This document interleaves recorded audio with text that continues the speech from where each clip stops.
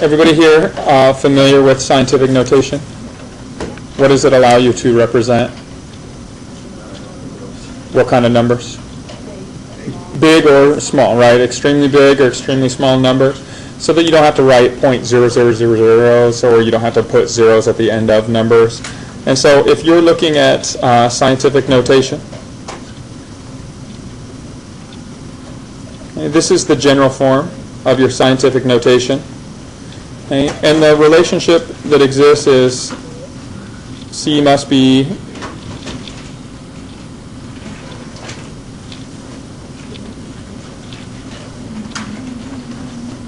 greater than or equal to 1.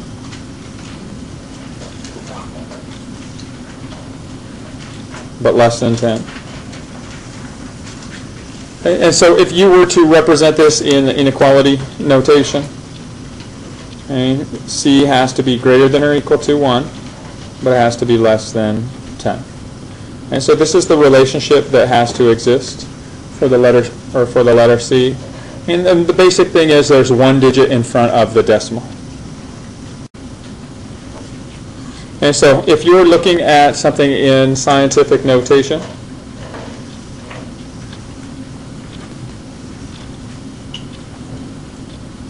okay, you need to be able to convert from each direction, or in each direction. So if you're taking this number 22,300 and you're putting it in scientific notation, you need to start by writing your number in the form where C has exactly one digit in front of the decimal. So if we take the digits, again, not counting zeros that fall at the end or the beginning. If there's zeros that fall in the middle, you do need to include those. But if you just take all the digits at the beginning or the end, excluding the zeros that fall in those spots at the beginning or the end, we have the digits 2, 2, and 3 here. Place the decimal after the first digit. And then you'll write times 10 to the power of. And when you go back to the original number, if you imagine the decimal being located after the first digit, how many places do you move it? 1, 2, 3, 4 places to the right. Any multiplying to the, or any movement to the right indicates a positive power. So the number of digits or places that you move is the positive exponent in your scientific notation. So you get 2.23 times 10 to the 4th. Okay. What if you had a number like this, 0.0085?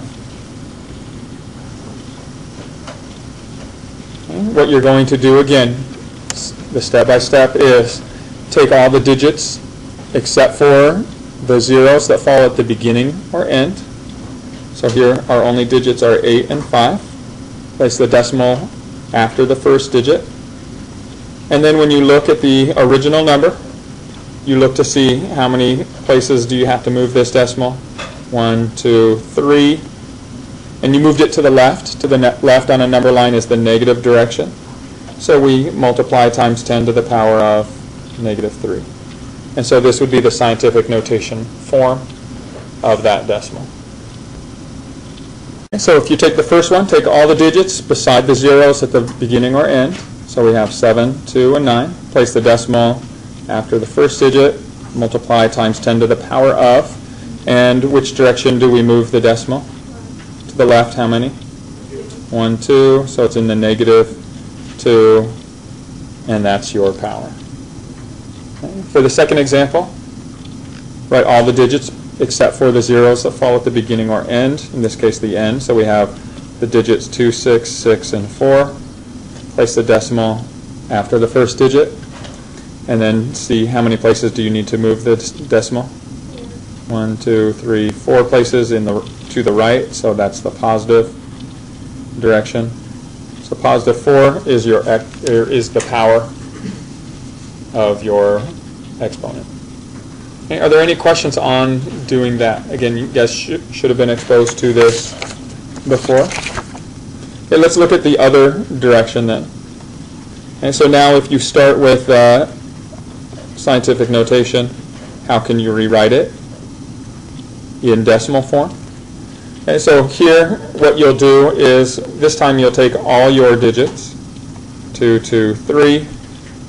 And you'll look to see what number do you get when you move the decimal place from the first spot in using the exponent, or using the power of your exponent.